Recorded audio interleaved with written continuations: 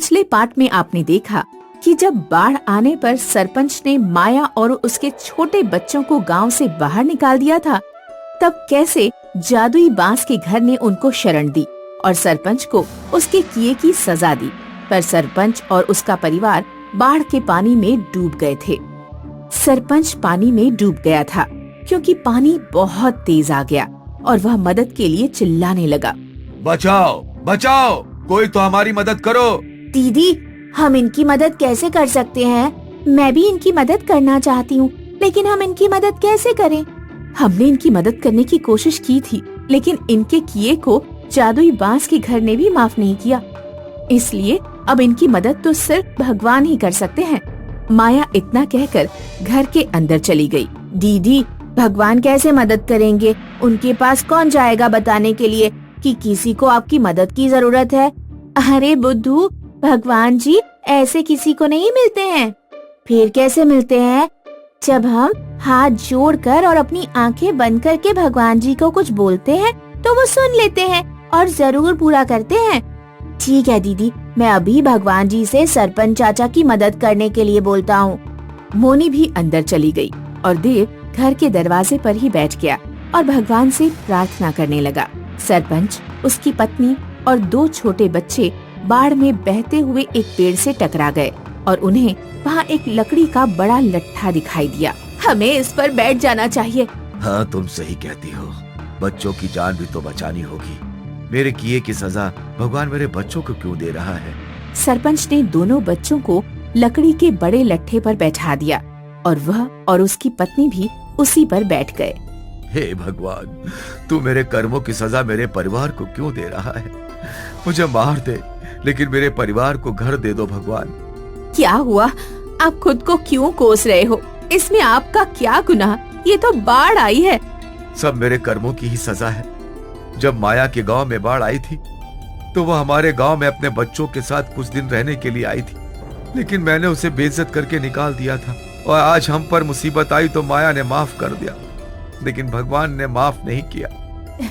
जल्दी ही सब ठीक हो जाएगा। सरपंच खुद को कोसता रहा और भगवान से माफी मांगने लगा। देव और मोनी घर के दरवाजे पर बैठकर बाहर भरे हुए पानी को देख रहे थे। काश हमारे पास कोई नाव होती और हम फिर उसमें बैठकर पूरे जंगल की सैर करते। हाँ दीदी, और खूब सारे फल फूल तोड़ कर लाते। जादुई बांस के घर ने बोला था कि हमें जो भी कुछ चाहिए वो हमें दे देगा, इसलिए अब हमको एक नाव मांगनी चाहिए। जादुई बांस के घर, हमें एक नाव चाहिए जिससे हम सारा जंगल घुमाएं और खूब सारे खट्टे मीठे फल भी मिल जाएं। ठीक है प्यारे बच्चों, मैं तुमको एक ऐसी नाव दे रहा हूँ जो तुम्हारे बगैर चलाए ही तुमको स्वयं चलकर सारा जंगल घुमाएगी और तुमको फल भी दिलाएगी। धन्यवाद जादुई घर। अब दोनों अपनी आंखें बंद करो। देव और मोनी ने आंखें बंद की। जादुई बांस के घर ने अपनी शक्तियों से पानी में एक नाव खड़ी कर दी जो देखने में बहुत ही सुंदर थी। अब तुम दोनों आंखें खोल सकते हो। मोनी और देव ने आंखें खोलकर देखा तो वो हैरान हो गए क्योंकि उनके सामने पानी में एक चमचमाती हुई बहुत ही सुंदर नाव खड़ी थी। दीदी, जादुई बांस के घर ने हमारी ये ख्वाहिश भी पूरी कर दी। अब बाढ़ के पानी में खूब मजे करेंगे। अब ये हमारा एक बहुत बड़ा स्विमिंग पूल बन गया है, पूरी दुनिया में सबसे बड़ा। चलो दीदी, जल्दी से नाव में बैठते हैं। दोनों बहन भाई नाव में बैठ गए और नाव खुद चलने लगी। वाह दीदी, कितना सही है कि हम उस गांव से आ गए। अब यहाँ आकर कितने आराम से रहते हैं। हाँ देव, वहाँ तो सूखी रोटी भी नहीं मिलती थी और यहाँ इतना अच्छा अच्छा खाना मिल रहा है। ये सब जादुई बांस के घर का कमाल है। वो ऊपर देखो दीदी, पके हुए आम है। मेरे पास एक छड़ी है, हम इससे आम तोड़ लेंगे।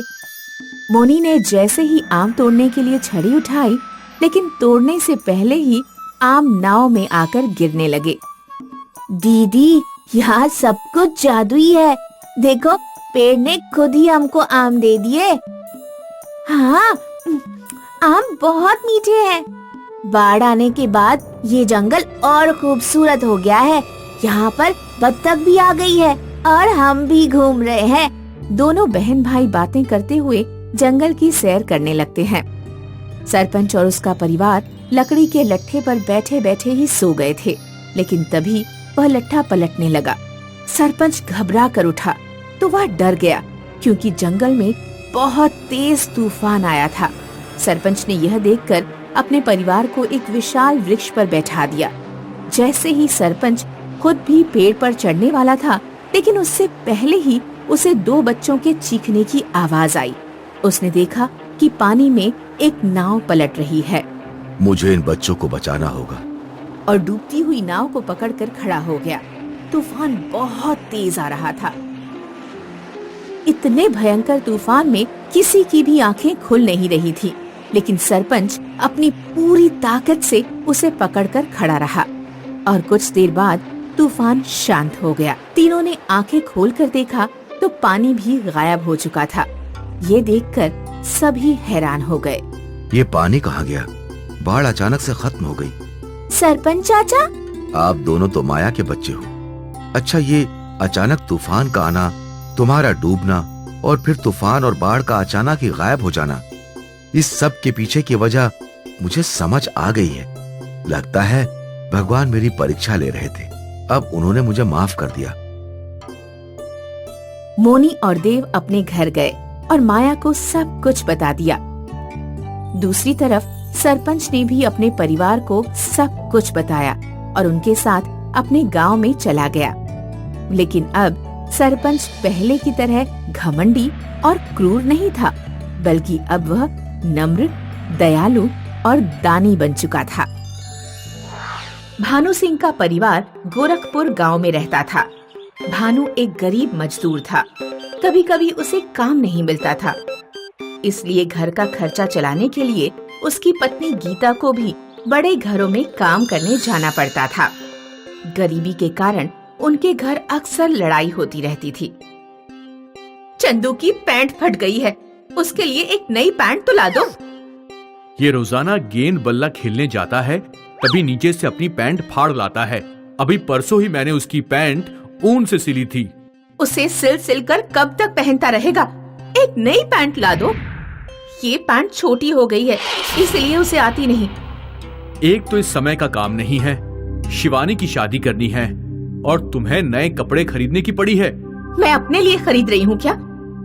पिछली होली की पैंट वो कब तक पहनता रहेगा? ठीक है, ला दूंगा। भानु सिंह के घर पर बहुत पुरानी अलमारी थी।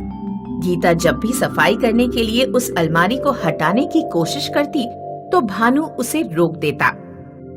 यह अलमारी मेरे पूर्वजों की एकमात्र निशानी है। इसे भगवान के लिए जैसी रखी है वैसे ही रखी रहने दो। इसकी सफाई मैं कर दूंगा। एक दिन जब भानु घर पर नहीं था तो गीता ने सोचा, आज वो घर पर नहीं है, आज तो मैं इस अलमारी को हटाकर सफाई करके ही रहूंगी। गीता ने अपने बेटे की मदद से अलमारी हटा दी और दीवार की सफाई करने लगी। गीता ने देखा कि दीवार पर एक गोल काला निशान है। अरे, ये किस चीज का निशान है? गीता ने जैसे ही उस निशान पर अपनी उंगली रखी, दीवार में एक दरवाजा खुल गया। दरवाजे के अंदर बिल्कुल अंधेरा था, कुछ भी दिखाई नहीं दे रहा था। माँ, पहले पिताजी को आ जाने दो, तब हम इस दरवाजे के अंदर जाएंगे। क्या पता इसमें कोई भूत प्रेत निकल आए। शाम को जब भानु घर लौटा तो गीता ने उसे दरवाजा दिखाया। जरा मोमबत्ती लेकर आओ। मोमबत्ती से जब रोशनी की गई तो उन लोगों ने देखा कि दरवाजे के लगभग 2 मंजिल नीचे एक रास्ता है जो कहीं जा रहा है। नीचे उतरने के लिए पहले हमें सीढ़ी बनानी होगी। भानु के परिवार ने 2 मंजिल की एक लंबी सीढ़ी बनाई और फिर दरवाजे के नीचे उतरे। गुप्त दरवाजे का रास्ता उन्हें एक बहुत बड़ी अंडरग्राउंड जगह पर ले गया, जहां 3 सोने के बंगले बने हुए थे। विश्वास नहीं होता कि जमीन के अंदर इतने बड़े 3 बंगले हो सकते हैं। इनकी चमक तो अद्भुत है, सोने जैसे चमक रहे हैं। भानु के परिवार ने तीनों बंगलों के अंदर जाकर देखा। बंगलों के अंदर हर चीज सोने की थी। सोने के बर्तन, सोने की चारपाई, सोने का दरवाजा, सोने का सोफा। लगता है मेरे पूर्वज बहुत अमीर थे और उन्होंने ये 3 सोने के बंगले छुपा कर रखे थे। अब हमें क्या करना चाहिए? क्या हम इन तीनों बंगलों को बेच दें और अमीर बन जाएं? नहीं, ऐसा करना बेवकूफी होगी। अगर हमने बाहर किसी को बताया कि हमारे पास 3 सोने के बंगले हैं, तो गांव के बड़े बड़े जमींदार हमसे किसी तरह ये बंगले छीन लेंगे। बाहर से हमें ऐसे ही गरीब बने रहना होगा। इन बंगलों का सोना हम धीरे धीरे इस्तेमाल करेंगे। शिवानी बिटिया को नानी के घर से बुला लो, उसकी शादी का इंतजाम हो गया है। और तुम काम पर जाना बंद कर दो। सिर्फ मैं काम पर जाता रहूंगा ताकि गांव में किसी को शक न हो। सोने के बंगले मिलने से भानु की गरीबी दूर हो गई। भानु कोई दिखावा नहीं करता था और दूर के गांव जाकर हर महीने थोड़ा थोड़ा सोना बेच आया करता था। पापा, मेरी शादी पूरे धूमधाम से होनी चाहिए। इतनी शानदार शादी करो कि पूरा गांव देखता रह जाए। बेटी, अगर हमने ज्यादा खर्च किया तो गांव के लोगों को शक हो सकता है और हम मुसीबत में फंस सकते हैं। मुझे कुछ नहीं पता, कोई मुसीबत नहीं आएगी। क्या आप तीनों बंगले चंदू के लिए छोड़ देंगे? मेरी शादी एक ही बार होनी है, तो फिर उसमें कंजूसी क्यों? भानु की बेटी जिद पर अड़ गई, इसलिए भानु को उसकी शादी खूब धूमधाम से करनी पड़ी। इतनी शानदार शादी को देखकर गांव के लोग आश्चर्यचकित रह गए। गांव में इस बात की चर्चा होने लगी कि आखिर एक मजदूर इतनी अच्छी शादी कैसे कर सकता है। अरे भाई भानु, तुमने अपनी बेटी की इतनी बढ़िया शादी कैसे कर दी? हमें तो बड़ा आश्चर्य हो रहा है। पंडित जी, मैं 10 साल का था तब से मजदूरी कर रहा हूँ। मैंने एक एक पैसा अपनी बेटी की शादी के लिए जोड़ कर रखा था। मैंने मकान नहीं बनवाया और सारा पैसा अपनी बेटी की शादी में खर्च किया। अच्छा, तो ये बात है। लेकिन तुमने बहुत अच्छा काम किया। हमने ऐसा खाना कभी नहीं खाया था। गांव में मोटू पतलू नाम के 2 चोर रहते थे। उन्होंने अक्सर भानु को शहर जाते देखा था। पतलू भाई, कोई ना कोई गड़बड़ तो जरूर है। एक तो ये भानु हर महीने शहर जाता है और फिर इतनी महंगी शादी। इसके घर पर फ्रिज, कूलर, टीवी सारे आइटम हैं। मजदूरी में इतनी कमाई कैसे हो सकती है? ठीक कहा, हमें इसके घर की तलाशी लेनी चाहिए।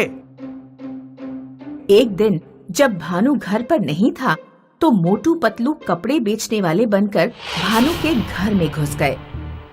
उन्होंने नशीले रुमाल से गीता और चंदू को बेहोश कर दिया। पूरे घर की तलाशी लेने पर उन्हें गुप्त दरवाजा मिल गया। लगता है इस दरवाजे में ढेर सारी दौलत रखी हुई है। मोटू पतलू ने बिना देखे अंधेरे में ऐसे ही पैर बढ़ा दिया और वे दोनों 2 मंजिल से नीचे जा गिरे। शाम को जब भानु घर लौटा तो उसने देखा कि गीता और चंदू बेहोश पड़े हैं। भानु ने पानी के छींटे मारकर उन दोनों को उठाया। फिर वह गुप्त दरवाजे के अंदर गया तो उसने देखा कि 2 चोर नीचे बेहोश पड़े हुए हैं।